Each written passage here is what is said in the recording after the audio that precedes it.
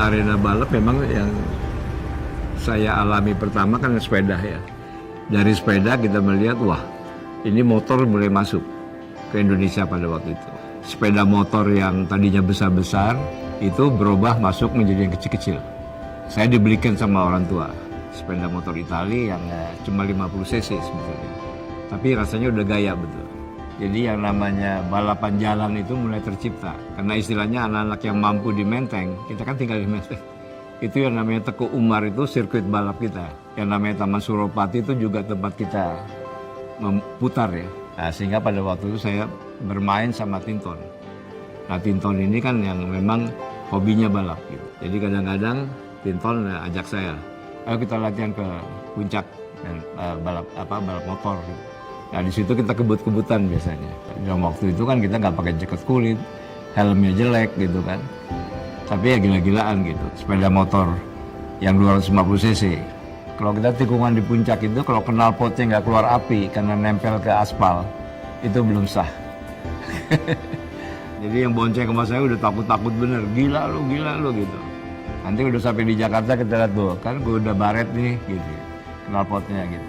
Saya terus terang aja umur 13 tahun udah nyetir mobil, udah kebut-kebutan. Kadang-kadang orang tua saya nggak tahu saya dorong mobil sama temen-temen.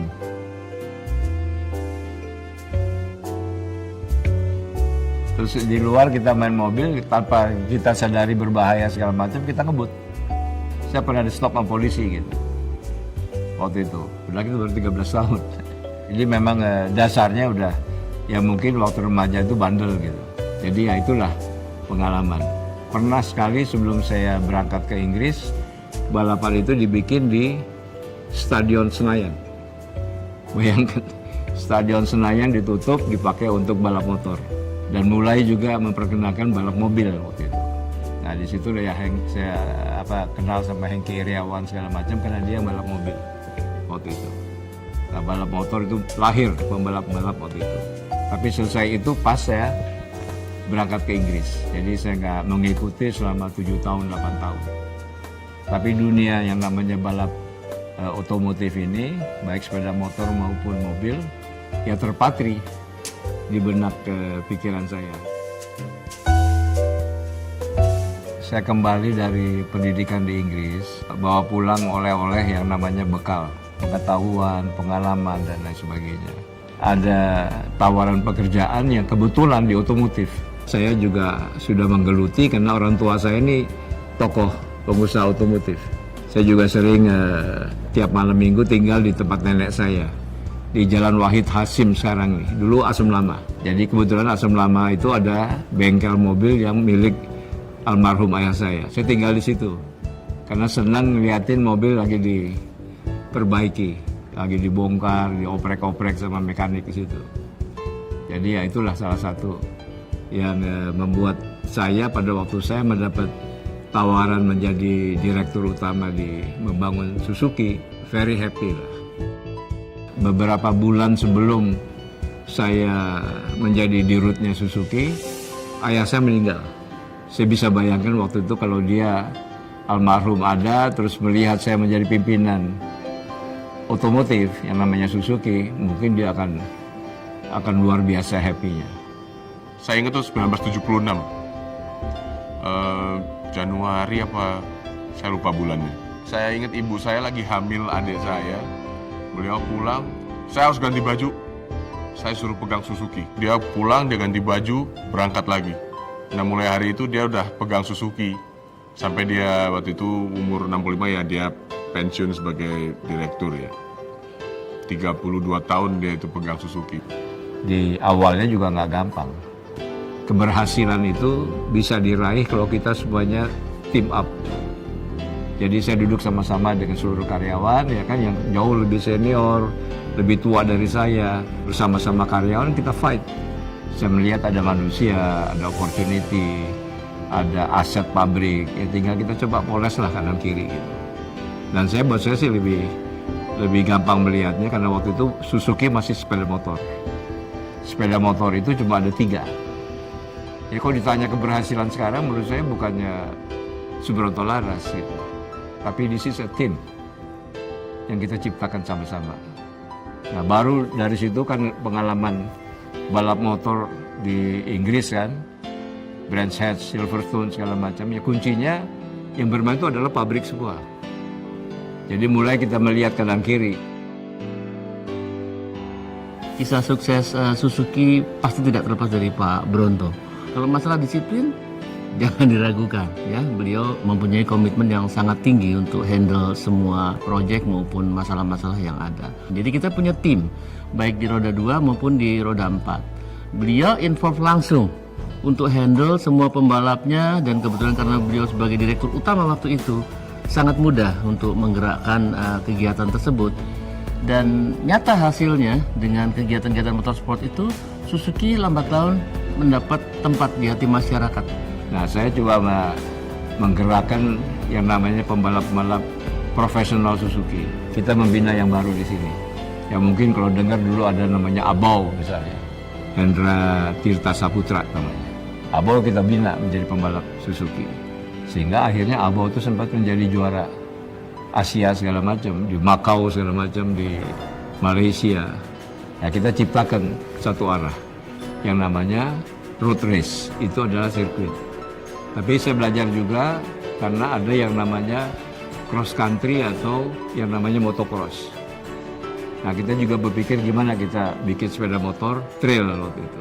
Nah akhirnya bikin yang namanya balap motocross. Waktu kami kecil itu saya ingat mungkin ada sekitar 10 pembalap motocross yang tinggal di rumah kita. Karena sebagian besar mereka dari luar kota. Jadi semua nggak ada tempat tinggal di Jakarta, semua tidur di rumah kami. Dulu tuh rumah kita di Tebet, 2 bedroom, 1 kamar utama itu untuk bapak ibu, yang satu harusnya kamar anak-anak. Tapi dipakai oleh para pembalap ini. Jadi kita sebagai anak-anaknya kita mau nggak mau yang nimbrung ke kamar bapak ibu. Bisa dibayangin itu pembalap 10 orang di kamar yang nggak besar, itu udah kayak sarden. Tiap pagi mereka bangun subuh, yang muslim sholat, lalu latihan fisik. Itu push up mungkin 100 kali, sit up 100 kali, squat jump. Udah pokoknya kita aja mungkin dulu yang masih kecil aja ngeliatnya udah capek gitu. Tapi itu bapak mimpin sendiri. Saya bikin tim. Nah tim motocross ini juga kita bikin juga nggak sembarangan. Nah kebetulan tim Suzuki artinya yang ngorek mesinnya itu Om Chia, itu luar biasa. Karena saya ingat waktu di Macau, motornya Om Chia waktu itu A100 yang dibikin itu dipakai sama Abel, bisa menang sama motor pabrik Suzuki di Macau. Padahal cuma 4 speed gitu waktu itu.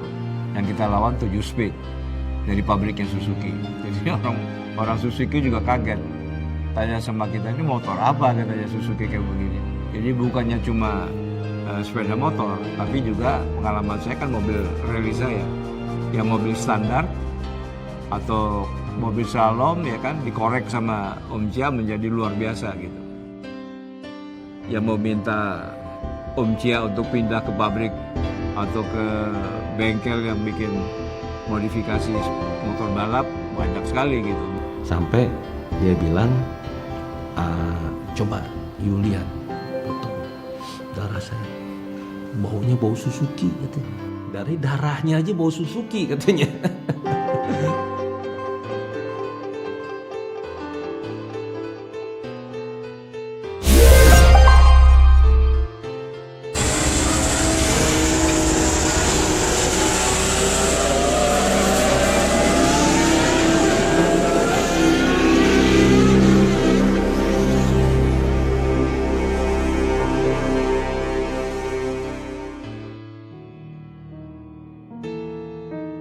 Jadi tidak hanya sepeda motor, waktu kita mulai bikin mobil juga, sempat bingung juga. Karena Suzuki bukan pabrik mobil di awalnya. Mobil pertama kami bangun itu adalah pickup. Nah waktu mau jual juga memang ada problem karena Suzuki kan nggak terkenal. Waktu saya mau jual di Jakarta nggak laku. Akhirnya saya bawa ke Manado. Nah Manado ini ada cerita khusus karena waktu itu panen cengkeh. Petaninya itu luar biasa. Mereka untung. Sulawesi Utara menjadi daerah yang paling kaya. Muncul juga di koran, Manado mendatangkan lemari es cukup banyak. Hebat juga, mungkin saya pikir karena kaya terus beli lemari es. Jadi saya juga kaget waktu saya dengar itu kulkas buat taruh pakaian dan gengsi aja katanya. Listriknya belum ada. Jadi gengsi-gengsian rumah gue punya lemari es gitu. Jadi ya kayak begitu, wah ini uangnya berlebih-lebihan. Itulah membuat kita langsung buka pasar di Manado. Datang ke Manado, memperkenalkan diri ya kan. Kita kasih tahu sama petani this is a good car gitu. Nah kebetulan saya juga ya seorang yang handal bawa mobil gitu. Ya kita kasih lihat, kasih 1 ton di sini kita bisa bawa ke sana gitu.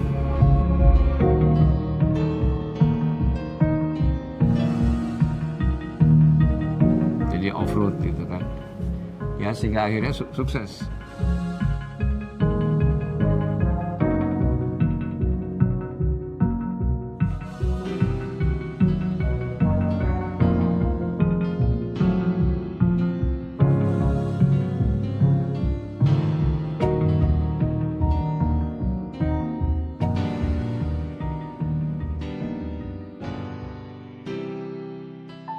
Nah, sukses itu terus kita kawinkan sama yang namanya angkot.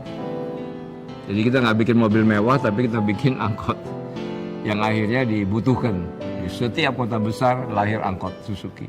Jadi ya itulah kunci daripada keberhasilan Suzuki. Nggak bikin mobil yang macam-macam, tapi pickup. Pickup itu kan kita nggak mungkin balap mobil pickup di Ancol misalnya, kan nggak mungkin. Sehingga waktu itu juga dengan pengalaman, dengan tugas saya, ya kan, kewajiban sebagai ketua IMI, juga membuat satu event di daerah. Memang yang paling memungkinkan adalah slalom. Sehingga slalom itu tidak hanya di Jakarta, tapi kita bikin di seluruh kota besar. Yang kita punya Suzuki yang betul-betul satu-satunya yang 2 tak istilahnya mesinnya. Jadi lebih lincah untuk dipakai bermain di sirkuit yang kira-kira 2 menit lah total semuanya. Jadi aduh slalom kayak begini gitu. Nah itu jagonya Suzuki. Jadi buat saya juga blessing ya. Sehingga akhirnya Suzuki itu menjadi rajanya slalom waktu itu. Mau juara slalom itu orang ngerti nggak ngerti ya, pokoknya Suzuki juara slalom gitu. Jadi dengan Suzuki kita juara slalom, image Suzuki udah mulai naik ke atas. Nah lalu kita mengembangkan lagi model Suzuki yang kita pada waktu itu keluarkan. Itu yang namanya Jimny waktu itu yang kecil, LJ80. Nah LJ80 ini juga kendaraan yang bisa kita main-mainkan. Sehingga LJ80 itu menjadi semacam jagoan cross country gitu. Jadi turun ke jurang segala macam. Jadi banyak orang mulai bermain di situ. Nah ini juga menjadi tentunya image baru Suzuki. Lalu kita bikin yang namanya mobil sedan, yang namanya Swift. Di awalnya itu keluar dengan 3 pintu. Nah 3 pintu ini kita anggap wah ini bisa main nih gitu. Untuk kita bikin menjadi apakah mobil balap, apakah mobil rally. Nah ini memang mesinnya masih 1000 cc. Sehingga waktu itu kita bilang udah ini ada rally kan. Ada rally dan lain sebagainya, kita mainkan. Gimana kita tampilkan mobil Swift ini ikut rally. Rally ada 2 macam. Yang namanya time rally sama yang namanya speed rally. Nah zaman dulu peraturannya itu kan masih istilahnya kita masih bisa oprek-oprek mesin sendiri, besarkan mesin sendiri, kaki-kakinya kita robah. Sehingga Swift yang saya pakai itu waktu itu juga sempat menjadi kita robah menjadi cukup handal.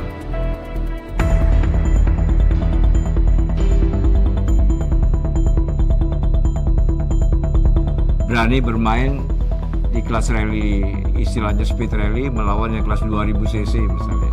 Kita masih bisa fight.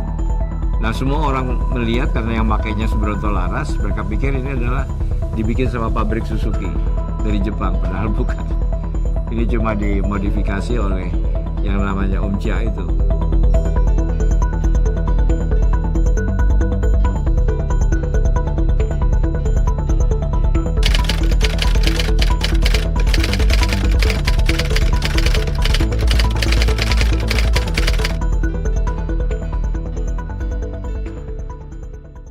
Di Suzuki ini kan saya kan pengalaman mengenal yang namanya Om Chia atau Pak Iskandar yang saya anggap sebagai guru saya, ya kan.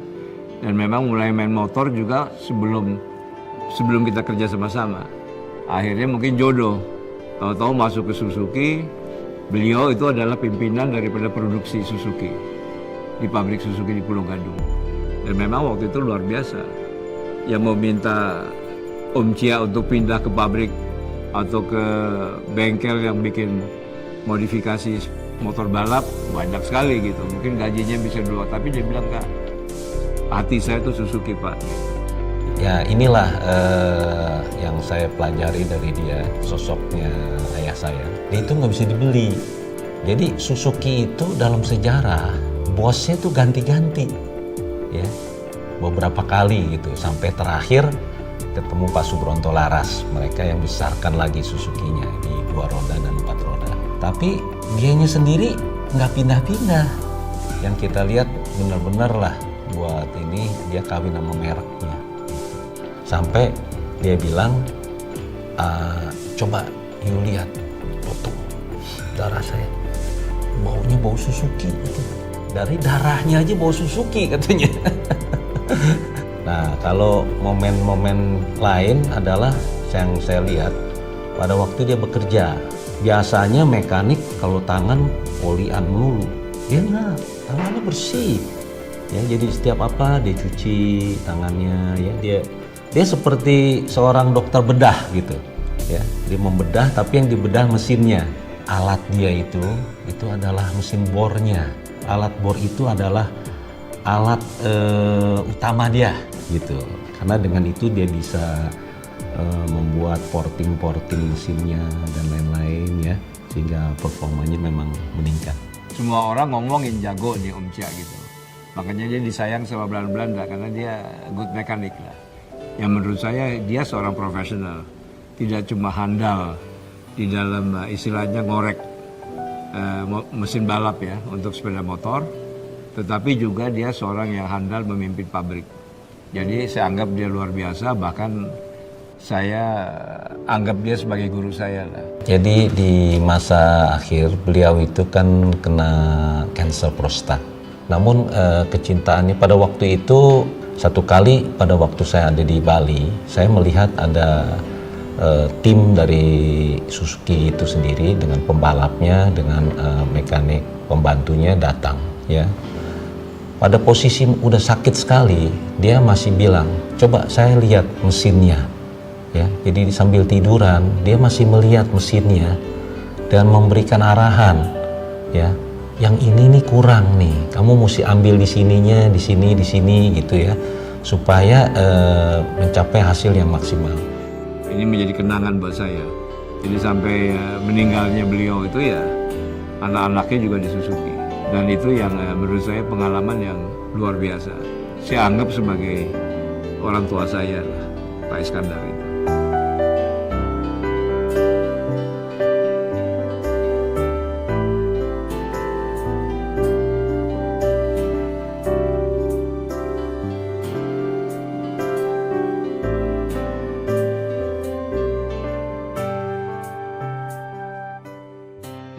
Jadi kembali lagi kepada Ikatan Motor Indonesia, itu sebetulnya wadah. Wadah ini penting karena ini sebetulnya perpanjangan tangan daripada Menteri Perhubungan. Jadi ketua IMI itu mestinya ex officio adalah Menteri Perhubungan. Tapi pada waktu itu diserahkan pada Dirjen, lalu Dirjen juga nggak ada waktu mencari dari pencinta olahraga otomotif. Yang kebetulan waktu itu saya menjadi salah satu ketuanya, yang akhirnya melibatkan diri mengembangkan yang namanya IMI ini. Kan bukannya cuma mobil, tapi ada sepeda motor. Motocross saya sempat bikin di Bukit Ambacang, itu di Padang. Sampai waktu itu melimpah ruah dan itu menjadi cerita yang luar biasa. Lalu saya juga bikin yang namanya motocross di Manado. Itu juga sukses besar. Jadi nggak pernah ada event olahraga otomotif yang seperti begitu. Dan itu luar biasa. Dan terus terang kalau kita bicara Batam itu juga fenomenal buat kita. Saya sama Helmi Sungkar itu bikin balap motocross. Waktu itu Batam masih belum ada perumahan, belum ada hotel segala macam. Tapi kita sengaja bikin itu karena itu diminta oleh waktu itu oleh yang mimpin Batam dan akhirnya sukses besar. Kadang-kadang saya juga ketemu ada perempuan bule di tengah hutan, tahu loh, ini Ria gitu. Kenapa Ria? Udah laki gua nih gitu. Gua diturunin di sini katanya.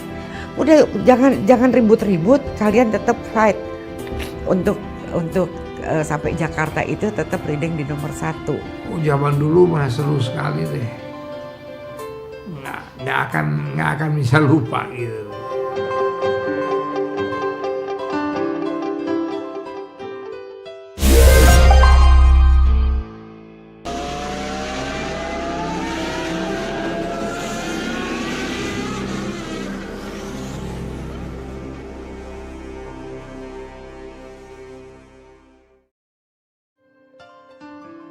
Saya sama Helmi Sungkar itu bikin balap motocross. Batam itu kan baru dibuka.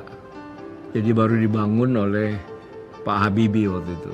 Nah terus mereka mimpi untuk bikin kegiatan sport otomotif yang bisa mengundang pecinta otomotif dari Singapura, Malaysia sama Thailand. Yang kebetulan waktu itu Batam sebagai proyek pemerintah itu lagi menggali semacam danau buatan karena nggak ada air di Batam. Sebelum diisi air kita bilang kita pakai buat motocross dulu supaya jadi jurang kan itu dalam situ. Dan akhirnya sukses besar. Lalu dari Singapura datang, dari Malaysia datang, dari Thailand datang. Nah kebetulan rajanya waktu itu orang-orang Singapura kaget semuanya Suzuki. Indonesia waktu itu yang juara. Kalau bicara kegiatan Batam ya kan, kegiatan rally dunia segala macam itu tandem antara saya sama Pak Helmi Sungkar. Karena bikin event itu satu, selain waktu, kedua mesti ada dana juga yang support ya. Terus bicara promosi, bicara kesekretariatan, hadiah. Nah, hadiah kita kadang-kadang juga cari. Pak Bronto salah satu juga yang pemberi hadiah. Jadi kadang-kadang kita nggak minta uangnya, kasih mobilnya aja Pak. Jadi kadang-kadang dikasih, ya deh udah, oke. Dari saya Suzuki misalnya, ya udah saja jadi hadiah aja. Di mata saya Helmi itu kayak tandem saya kalau mengorganize event. Jadi event besar selamanya sama dia, termasuk rally dunia lah waktu itu. Jadi Pak Helmi Sungkar ini ya kebetulan istrinya itu Ria Sungkar. Itu bapaknya itu adalah juga pengusaha otomotif yang juga pereli nasional di zaman itu. Tahun 50-an itu kebetulan Pak Brur Suhirman Gondokusumo itu sama kebetulan ayah saya juga ikut. Jadi pecinta rally juga, tapi yang juara selamanya Pak Brur. Bapaknya Ria Sungkar. Nah, ini yang terjadi, menikah sama Helmi gitu. Jadi dia itu adalah kompetitor ayah saya. Kemudian tahun 73 kalau nggak salah saya berkenal dengan Helmi. Kemudian tahun 74 saya mulai bergabung dengan timnya. Dan ya udah terus berlanjut terus sampai alhamdulillah sampai sekarang, di mana sekarang punya anak 3, di mana 2 itu adalah Rifat dan Rizal yang juga menggeluti rally. Jadi saya ini udah 4 generasi. Mulai dari ayah saya kemudian ini, dan kemudian cucu saya udah mulai juga. Dulu suka time rally sama istrinya. Drivernya si Ria Sungkar, navigatornya Helmi waktu itu. Pada saat rally Jawa Bali, yaitu di tahun 72, sekitar 72 atau 74. Saya ikut rally berbarengan dengan beliau. Saya yang jadi driver dan dia tetap menjadi navigator. 1 minggu kita di dalam mobil, pulang pergi Jakarta ke Bali, kemudian kembali ke Jakarta. Banyak sih suka dan dukanya atau namanya pertentangan seperti biasa itu. Kalau rally yang nyaman dulu pertama, wah itu dari mulai start sampai finish berhentinya paling cuma minum, makan, jalan lagi. Ya kadang-kadang dia suami istri lebih sering berkelahi. Jadi ya lucu-lucuan aja. Kadang-kadang saya juga ketemu ada perempuan bule di tengah hutan. Tahu loh, ini Ria gitu. Kenapa Ria? Udah laki gua nih gitu. Gua diturunin di sini katanya. Gila kita bilang begitu ya. Udah, ini lucu-lucuan aja. Ya boleh tanya sama Helmi gitu. Hitungan di dalam mobilnya jalan berapanya segala macam. Kalau nggak ada orang yang hitung siapa? Kan nggak bisa cuma feeling aja. Pada waktu saat memuncak, persis pada saat memuncak itu kemudian datang ya namanya Pak Bronto Laras. Nah di situ Pak Bronto Laras dia bilang gini, kamu ini sedang leading, sedang juara di posisi pertama. Udah jangan ribut-ribut, kalian tetap fight untuk sampai Jakarta itu tetap leading di nomor 1. Kalau nggak ada Pak Bronto Laras barangkali saya tidak jadi juara 1. Saya udah pulang waktu itu, hari kejadiannya kalau nggak salah di Malang. Saya udah mau pulang nih, tapi ditarik-tarik sama Pak Bronto untuk jangan pulang.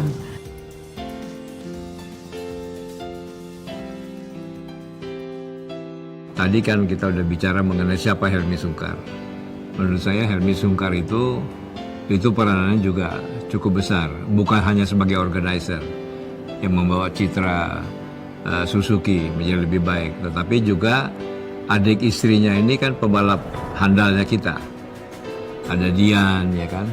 Ini yang menurut saya juga waktu itu kita handalkan buat speed rally waktu itu. Lalu yang namanya sepeda motor almarhum Popo Hartopo misalnya. Lalu kita melihat juga misalnya Sulistyo Wibowo, ya kan, yang sangat saya kehilangan baru-baru ini kan adiknya Popo Hartopo, almarhum. Kalau motor racing itu dulu legenda kan, yang namanya Abau, Hendra Tirta Saputra, itu luar biasa. Dan memang ada satu nama lagi yang juga banyak membawa citra Suzuki, itu adalah Didi Haryanto. Mulai dari pembalap motocross waktu itu, lalu dia juga pindah ke mobil, ya kan. Bahkan anaknya juga menjadi tokoh pembalap yang terbaik putri ya di Indonesia saat ini. Waktu itu Pak Bronto itu dengan hobinya dia tuh berkenalan dengan pembalap nasional itu seperti almarhum Popo dan Rinto Waluyo ada, Andi Amon ada, Tony Suzuki sama Tommy Arnawan semua ada semua.